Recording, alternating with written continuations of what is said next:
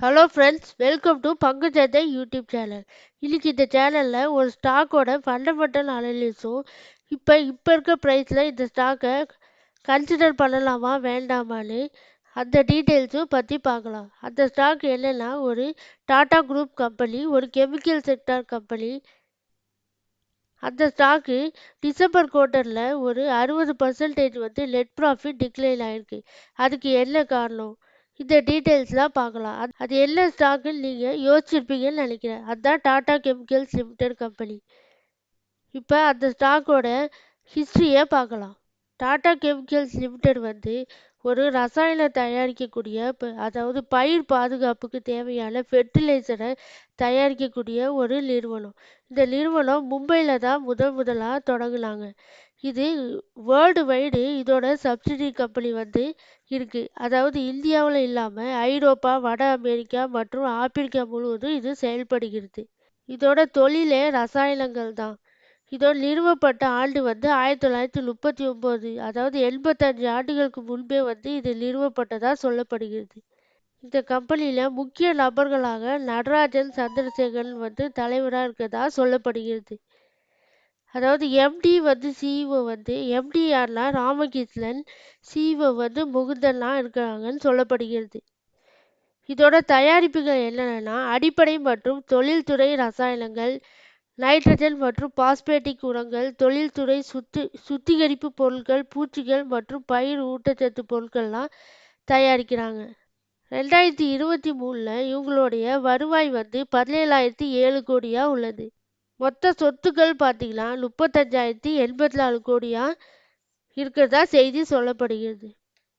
இதோட subsidiary company என்னன்னா, Tata கெமிக்கல்ஸோட subsidy companies வந்து Rallis India, Tata consumer product, Tata chemicals Europe, Magadi soda company, encourage social enterprise foundation, Tata chemicals North America. இந்த மாதிரி உலகளாவிய அளவில் இவங்களோட சப்சிடிஸ் வந்து நிறைய கம்பெனிஸ் வந்து வச்சுருக்காங்க. டாடா கெமிக்கல்ஸ் தான் இந்தியாவிலே 3வது பெரிய சோடா சாம்பல் உற்பத்தி திறன் ஆலை உள்ளது. இது வந்து குஜராத்தில் செயல்பட்டு கொண்டிருப்பதாகவும் செய்தி சொல்லப்படுகிறது. இதோட தாவர இடங்களாக மிதாப்பூர் வந்து குஜராத்தில் இருக்கிறதாகவும், கடலூரில் ஒரு பிளான்ட் இருக்கிறதாகவும், மாம்பட்டு ஆந்திர பிரதேசத்தில் ஒன்று இருக்கிறதாகவும், தோலாரா குஜராத்தில் இருக்கிறதாகவும் செய்தி சொல்லப்படுகிறது. மாங்கடி கென்யாவிலும், பசுமை நதி வந்து வயோமிங் அமெரிக்காவில் இருக்கிறதாகவும், நார்த் வெஸ்ட் செஷியர் யுனைடெட் கிங்டமில் இருக்கிறதாகவும் சொல்லப்படுகிறது. இதோட ஆராய்ச்சி மற்றும் மேம்பாட்டு மையம் எங்கே இருக்குன்னா, பூனே மகாராஷ்டிராவில் 2004 தொடர்ச்சியாக செயல்பட்டு கொண்டிருக்கிறதாகவும் செய்தி சொல்லப்படுகிறது. இந்த இடத்துல தான் ஊட்டச்சத்து மருந்துகள் வந்து தயாரிக்கிறதாகவும் சொல்லப்படுகிறது.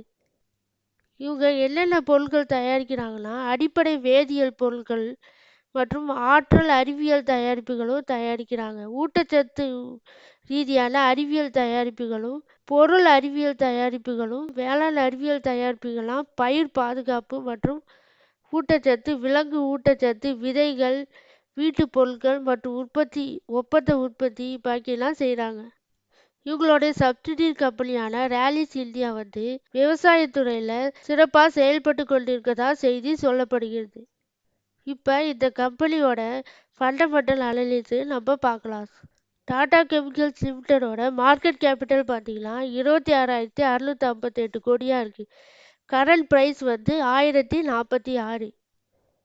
இதோட டிவிடெண்ட் ஈல்டு வந்து பரவாயில்ல, 1.67% இருக்குது. புக் வேல்யூ வந்து 840. இந்த கம்பெனியை பிஎஸ்ல போய் நம்ம கம்பேர் பண்ணி பார்க்கலாம். இந்த கம்பெனியோட காம்படிட்டர்ஸ் கம்பெனி யாரானா Pidilite industries, SRF, Linde India, Gujarat fluoro chemicals, Godrej இண்டஸ்ட்ரீஸாக இருக்காங்க. டாடா கெமிக்கல்ஸோட இபிஎஸ் பார்த்தீங்கன்னா மற்ற கம்பெனியோட பீட் பண்ணி போயிட்டுருக்கு. அதாவது அதோட வளர்ச்சி பாதை வந்து அபரிதமாக போயிருக்கதா அர்த்தம். 71.70 இருக்குது இபிஎஸ். பிஇவே பார்த்தீங்கன்னா மற்ற கம்பெனியை விட கம்பேர் பண்ணும்போது ரொம்ப டிஸ்கவுண்ட் ப்ரைஸில் நமக்கு கிடைக்கிது. ப்ரைஸ் டு சேல்ஸும் ரொம்ப டிஸ்கவுண்ட்டில் தான் இருக்குது. எபிட்டாவும் ஃபேர் வேல்யூவில் இருக்குது நமக்கு. புக் வேல்யூ பார்த்தீங்கன்னா அதாவது டிஸ்கவுண்ட் ப்ரைஸில் தான் நமக்கு கிடைக்கிது, 1.25 இருக்குது. டெப்ட் ஈக்விட்டி பரவாயில்ல. ROE வந்து 11.96, ROCE 11.63. இது 2 பேராமீட்டர்ஸுமே பரவாயில்ல. கரண்ட் ரேஷியோவும் பரவாயில்ல, 1.22 இருக்குது. இதோட குவார்ட்டர்லி ரிசல்ட் மட்டும் பார்த்தீங்கன்னா சேல்ஸ் பார்த்தீங்கன்னா கடந்த 3 இயரில் வந்து நல்லா சேல்ஸ் காட்டியிருக்காங்க. அதாவது டிசம்பர் 2020லேருந்து 22 வரைக்கும் சேல்ஸ் வந்து க்ரோத் ஆகிட்டே இருக்குது. ஆனால் டிசம்பர் 2023ல் போன இயரோட கம்பேர் பண்ணும்போது சேல்ஸ் வந்து கம்மியாயிருக்கு.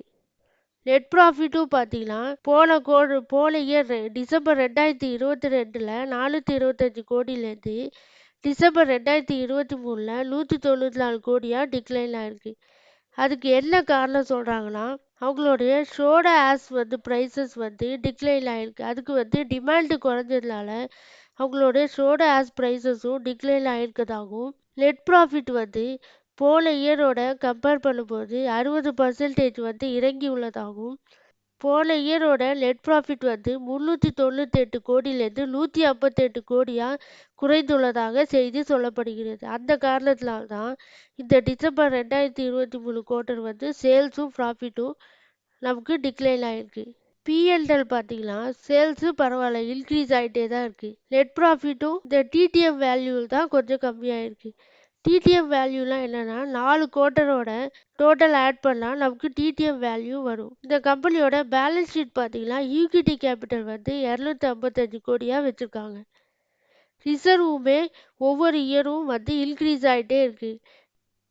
அதனால இது நல்ல கம்பெனி நம்ம வந்து அசீவ் பண்ணிக்கலாம். இதோட பாரோவிங்ஸ் எவ்வளோ இருக்குன்னா டிசம்பர் 2023ல் 6048 கோடியாக இருக்குது. டோட்டல் அசட் பார்த்தீங்கன்னா 2023ல் 35,907 கோடியாக இருக்குது. இந்த கம்பெனியோட கேஷ் ஃப்ரம் ஆப்ரேட்டிங் ஆக்டிவிட்டி வந்து நமக்கு பாசிட்டிவில் இருக்கிறதுனால இந்த கம்பெனி நல்லா க்ரோத் ஆகிட்டு இருக்கதா நம்ம தெரிஞ்சுக்கலாம். எப்பயுமே எந்த கம்பெனியோட கேஷ் ஃப்ளோ வந்து நம்ம அனலைஸ் பண்ணும்போது கேஷ் ஃப்ரம் இன்வெஸ்டிங் ஆக்டிவிட்டி வந்து நமக்கு நெகட்டிவாக தான் இருக்கணும். அப்போ தான் அந்த கம்பெனி வந்து நல்லா க்ரோத் ஆகிட்டு இருக்கதாகவும், அவங்களோட இன்வெஸ்டிங் ஆக்டிவிட்டி வந்து வேறு எதுலேயும் அவங்க இன்வெஸ்ட்மெண்ட் பண்ணலைன்னு அர்த்தம். இந்த கம்பெனியோட ப்ரொமோட்டர் ஹோல்டிங் வந்து நல்லா இருக்குது. அதாவது டிசம்பர் 2023ல் 37.98% வந்து ப்ரொமோட்டர் ஹோல்டிங் வச்சுருக்காங்க. எஃப்ஐஐ ஹோல்டிங்கும் நல்லா இருக்குது, 14.07% இருக்குது. டிஐ பார்த்தீங்கன்னா 20.44% இருக்குது. பப்ளிக் வந்து 27.49. அதாவது total number of share holders வந்து 6,70,66.